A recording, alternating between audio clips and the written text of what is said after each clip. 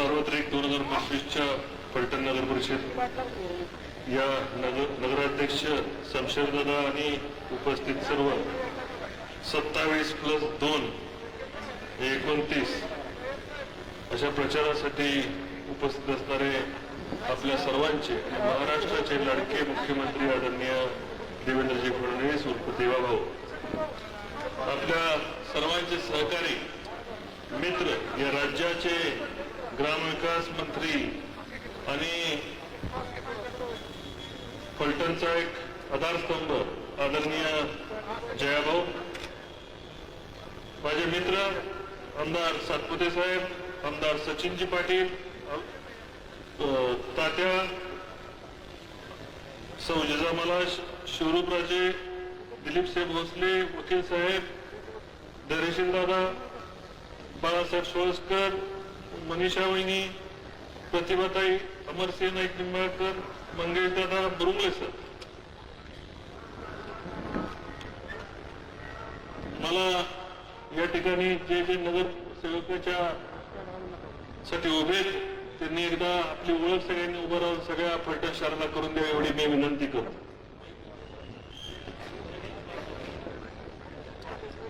किंवा उभं राहून द्या, फक्त उभा राहिला तरी चिकार झालं, सगळ्याला नावं माहिती. नगराध्यक्ष पदासाठी असणारे उमेदवार शमशेरदादा यांना विनंती करतो की त्यांनी सगळ्यांना अभिवादन करावं.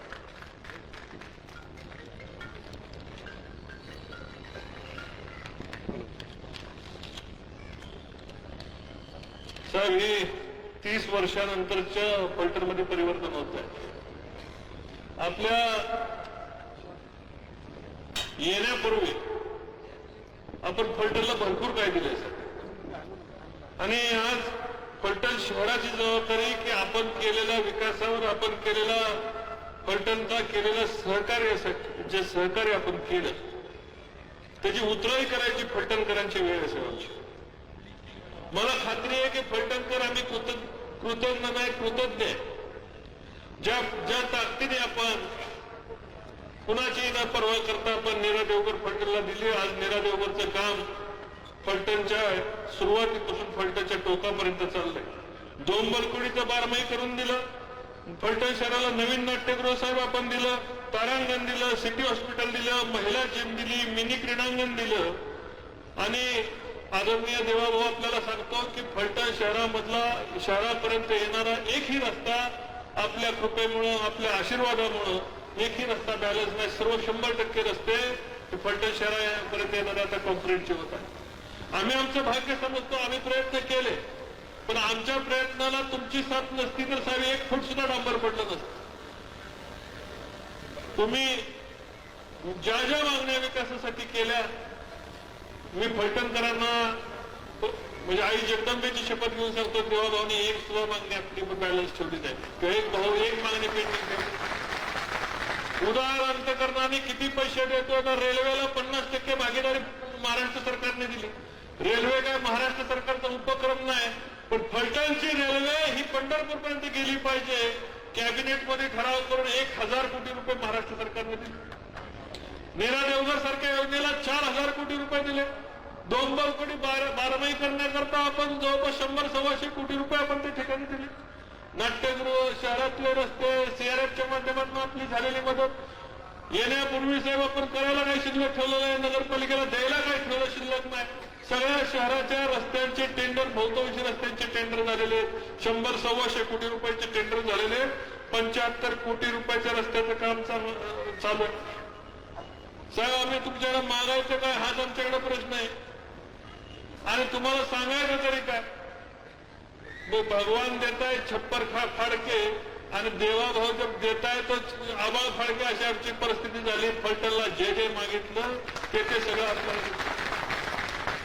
आमच्या मनामध्ये कायम, फलटणकरांच्या मनामध्ये आम्ही कायम मागं चाललो होतो. 30 वर्षाची फलटणची तुम्ही रस्ते येताना बघितले सर, फलटण शहरामध्ये महिलांसाठी शौचालय सुद्धा बांधू शकले नाही. मानलं 128 कोटी रुपयाचं साहेब या ठिकाणी मलनिस्तारण नावाची योजना केली. दुर्दैव असं आहे की 10 वर्षामध्ये साहेब ही योजना गाडली गेली, जमिनीच्या पोटात गाडली गेली. पण एकाही शहराचं मला निस्तरण योजनेतनं गटर हे फलटण शहराचा एकाही नागरिकाचं जोडलं गेलं नाही. 128 कोटी रुपये कुठे गेले फलटण शहराचे कुणालाही माहिती नाही. आणि तपास करायचा असेल तर 128 कोटी रुपये कुठे गेले याचा तपास महाराष्ट्र सरकारने करावा लागेल, कारण महाराष्ट्र सरकारने पैसे दिले. नुसतं हे दिवस झालं नाही साहेब, आपण आरटीओ ऑफिस दिलं, प्रशासकीय भवन या ठिकाणी महसूल कर्मचारी वेगळ्या ठिकाणी, तहसीलदार वेगळ्या इमारतीत, प्रांत वेगळ्या इमारतीत आणि नव्याने येणारे ऍडिशनल कलेक्टर आता कुठं बसायचे म्हणून आपल्याला मागणी केली होती. 100 कोटी रुपयाची मागणी केली साहेब. आपल्या 18 कोटी रुपयाचा पहिला हप्ता झाला, आता टेंडर झाला ना आता प्रशासकीय भवनचं काम चालू होतं. एअर कंडिशन असं तलाठ्यांना बसण्याकरता या ठिकाणी एअर कंडिशन महसूल भवन आपण 10 कोटी रुपये अतिरिक्त दिले. पोलीस स्टेशनच्या इमारतीने साहेब आपल्याला दाखवल्या, अतिशय सुसज्ज असे फ्लॅट या ठिकाणी कॉन्स्टेबलला लोकांना बसण्यासाठी 2-2 पोलीस स्टेशन शहर आणि ग्रामीण. माझं वाठार पोलीस स्टेशन उत्तर कोरेगावचं, तिन्ही पोलीस स्टेशन आपण 2 वर्षापूर्वी पालखीला आल्यावर भूमिपूजन केलं होतं. आज पोलीस स्टेशनची उद्घाटन मागच्या वेळेस केलं. शहरामध्ये एक रिंग रोड आपल्याला मिळालेला आहे. रिंग रोड पूर्ण करण्याकरता आपल्याला आम्ही मागणी करत आहे की शहराचा रिंग रोड पूर्ण झाला तर शहरामधून हेवी वाहतूक जाते, मोठ्या गाड्या शहरामधून जातात, त्याच्यामुळे धूळ रस्त्यांचं नुकसान होतं. ते टाळण्यासाठी आम्हाला शहराला रिंग रोड देतो. बाणगंगा नदीच्या संदर्भात आपल्याकडे मागणी केली सर की बाणगंगा नदी ही पूर्वी त्याची आख्यायिका आहे की राजा दशरथाच्या अस्थी सुद्धा बाणगंगा नदीमध्ये विसर्जित केले होत्या. महानुभाव पंथाने आपला सत्कार केला. त्या महानुभाव पंथाची फलटण दक्षिण काशी या ठिकाणी हजारो लाखो महानुभाव पंथ या बाणगंगा नदीमध्ये डुबकी मारण्याकरता येतात. पण ज्यांच्या हातात सत्ता दिली ते श्रीमंत रामराजांच्या काळामध्ये त्या बाणगंगा नदीमध्ये शहराचे गटर सोडण्यात आले. दुर्दैव असं आहे की महानुभाव पंथाची लोक येतात आणि महानुभाव पंथाच्या लोकांना त्या गटारामध्ये त्यांच्या रीतिरिवाजाप्रमाणे वर्षातून एक वेळा अंघोळ करावी लागते. बघताना मनाला वेदना होतात साहेब. अतिशय वाईट गोष्ट आहे ती, आम्हाला ती सुधारून द्या. अमृत 2 मधनं या ठिकाणी ती योजना आम्हाला नदी स्तरची योजना पूर्ण करून घ्या. नीरा देवगडचं पाणी बाणगंगा धरणात येतंय. बाणगंगा धरणात जे आपण अतिरिक्त वाचणारं पाणी आहे ते 1/2 TMC पाणी आम्हाला जे फलटणच्या वाट्याचं आहे ती बाणगंगा प्रवाहित करण्याकरता पाहिजे. त्याच्यातूनच शहर प्यायला पाणी उचलेल, त्यातूनच शहराचं फिल्ट्रेशन प्लॅन्ट आणि शहराचं पिण्याचं पाणी चालेल. अशा प्रकारची आम्ही संकल्पना मांडली. बारामतीच्या धर्तीवर आम्हाला महिला हॉस्पिटल द्या. बारामतीला गेले की 1000 रुपये भरले की त्याला सगळं जेवण खाणं राहण्यासकट महिलांचे CT स्कॅन MRI सगळं होतं. साहेब आमची कळकळीची विनंती, आम्हाला 30 किलोमीटर आमच्या महिला या ठिकाणी बारामतीला जातात. त्याच प्रकारे आम्हाला महिला हॉस्पिटल द्या. आपण मागच्या वेळेस फलटणला नाईक बनवडी या ठिकाणी MIDC मध्ये आपण लार्ज स्केल मेगा प्रोजेक्ट देतो अशा पद्धतीचा आम्हाला शब्द दिलाय. साहेब माझ्या फलटण तालुक्यामध्ये 20-25 हजार लोक तरुणांना काम नाही. त्यांची अपेक्षा माझ्यावर आणि तुमच्याकडे बघून अपेक्षा आमदार साहेबांना ठिकठिकाणी गेल्यानंतर ती MIDC कारखाना कधी उभं राहतोय, उद्योग उभे राहतात, लोक अपेक्षेने बघतात. साहेब मला माहिती आपण एक शब्द आमचा ठेवला नाही, सगळे शब्द ठेवले. या 10-20-25 हजार लोकांना जर काम देऊ शकलो साहेब तर आम्ही या मातीचं ऋण फेडू शकतोय. तेवढी कृपा आमच्यावर करावी अशी मी तुम्हाला विनंती करतो. नगरपालिकेचं इलेक्शन आहे साहेब, काय सांगायचं, काय बोलायचं, किती बोलायचं, कोणासाठी बोलायचं हे सगळेच विषय आपण आला होता सर मागच्या वेळेस. त्यावेळेस या ठिकाणी संपदाताईंच्या मृत्यूचं भांडवल केलं गेलं. त्यांनी कधी त्यांची चौकशी झाली होती 6-7 महिन्यापूर्वी. त्या चौकशीमध्ये त्यांनी एवढी माहिती दिली की खासदारांच्या PA ला माहिती दिली, तर त्या PA ला माहिती दिली असं समजू. त्याच्या सांगितलं की मृत्यूच्या जबानीत खासदारांच्या PAचं नाव आहे. कसंही कुठेही संबंध नसताना त्यांनी हातावर लिहिलेलं असताना सुद्धा अशा प्रकारचं गलिच्छ राजकारण केलं. फलटणला बदनाम करण्याचं काम केलं. पण फलटणकरांना तुमचा माझ्यावर विश्वास आहे ना? 100% आहे ना? मला सांगा 27 ठरवून 28वा नगराध्यक्ष आपण निवडून देणार आहोत का नाही? नक्की ना, हात वरती करून सांगा. साहेबांना शब्द देत आहे साहेब, तुम्हाला फलटणकरांनी शब्द दिलाय, मी आता निर्धार तुझा साहेब. रामराजे साहेब तुमच्या एकीकडे जाणीवपूर्वक तुमच्याकडे बोलता, तुमच्या विषयी एकीकडे कौतुक करता. मीडियाच्या आत काय बोलतात हे सांगायची गरज नाही. एक प्रकारचं सातत्याने जयाभावांच्या विषयी सुद्धा त्या पद्धतीने अनेक वेळा षडयंत्र केले. मी कधी रडलो नाही, कधी बोललो नाही, पण पब्लिकला बोललो नाही तर काय उपयोग आहे साहेब. अनेक वेळा षडयंत्र, महिलांच्या मार्फत षडयंत्र रचली. सगळ्यांनी सीडी ऐकली ना, महिलेला पैसे देताना रामराजांची ऐकली ना. इतका गलिच्छ राजकारण करणारी माणसं उघड्या चेहऱ्यांनी सशस्कृत चेहरा म्हणून या राज्यामध्ये वावरतात तरी कशी मला वाटतं. माझ्या बाबतीत राजकारण केलं. मी छोटंसं उदाहरण त्यासाठी सांगतो साहेब. मी छोटीशी एक गोष्ट ऐकली. काजवा असतो, काजवा, काजव्याच्या पाठीमागे साप लागतो आणि तो काजवा सापाला विचारतो, तू माझ्या पाठीमागे कशाला लागलाय. साप काय ऐकत नाही, परत तुझ्या पाठीमागे लागतो. काजवा फिरून त्याला विचारतो, मी काय तुझं खाते काय. साप म्हणतो नाही, पण तरीही साप त्याचा पाठलाग सोडत नाही, काजव्याच्या पाठीमागा लागतो. परत काजवा मागून वळून विचारतो, मला खाल्ल्याने तुझं पोट भरल का. तर साप विचारतो नाही, तरी साप त्याच्या पाठीमागा लागतो. परत काजवा शेवटच्या वळून त्याला म्हणतो, मग तू माझ्या पाठीमाग, मी तुझं अन्न नाही, तू मला खाल्ल्याने तुझं पोट भरत नाही, मग तू माझ्या पाठीमागे कशाला लागलाय. तर हे साप त्याला उत्तर देतो. काय उत्तर देत असेल साहेब, की मी तुला चमकताना राहू शकत नाही. फलटणचं तसंच आहे साहेब. भूतोना भविष्याची आम्ही कामं केली. 2.5 वर्ष राबलं, रक्ताचं पाणी करून फलटण शहर बदलायला निघालो. फलटण शहरातली 76% मतदान मला लोकसभेला झालं आणि म्हणून चमकताना रामराजाने त्यांच्या कुटुंबाला मला पाहायचं नाही. ते जयाभाऊच्या बाबतीत आहे.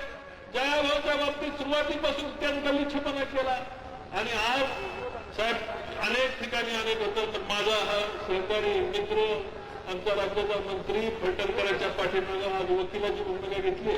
काल जयाभाऊंनी या फलटणच्या भाषणामध्ये शब्द दिलाय, फलटणला काय कमी पडेल तर मंत्री म्हणून महाराष्ट्र सरकारच्या मध्ये मी म्हणून वकील आहे. आता आम्हाला वकील मजबूत मिळालेला आहे.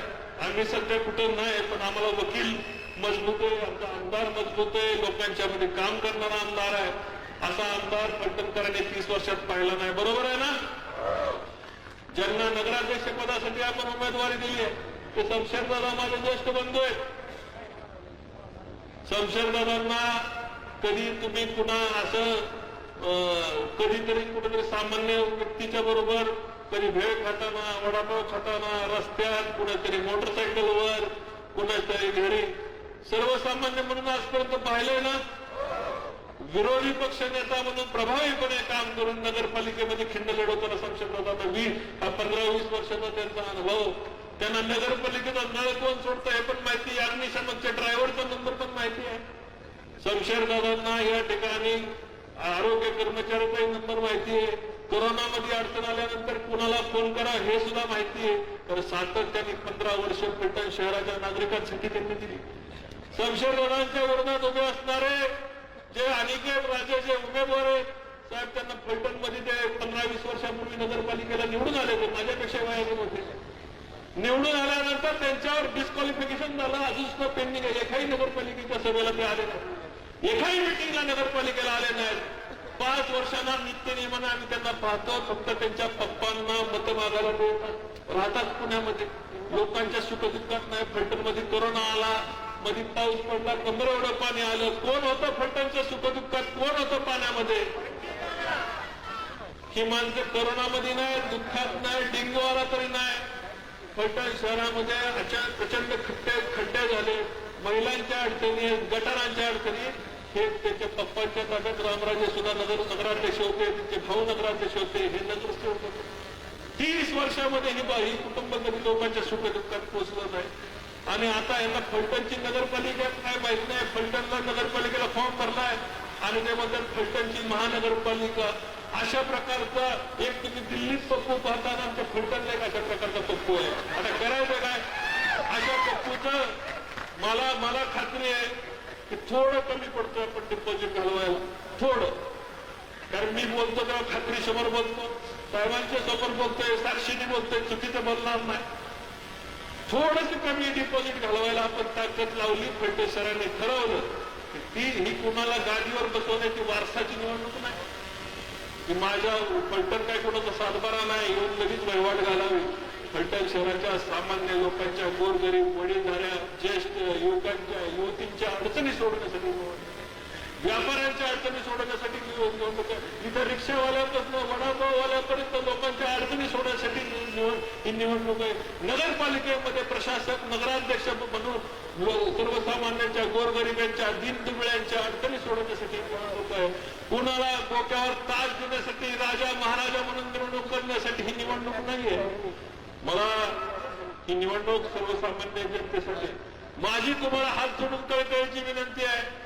माझे असणारे 27च्या 27 भारतीय जनता पार्टी आणि राष्ट्रवादी काँग्रेसचे उमेदवार आणि नगराध्यक्षाचे उमेदवार या ठिकाणी बहुसंख्येने निवडून द्या, एवढीच विनंती मी या ठिकाणी आपल्याला करतोय. आणि आपल्या फलटणकरांना जे आपल्याला साहेबांनी दिलं, आता साहेबांना आपल्याला फार मागायची आवश्यकता नाही. साहेबांनी दिले म्हणून साहेब आले, त्यांच्याप्रती कृतज्ञता आपल्याला मतामधनं व्यक्त करायची.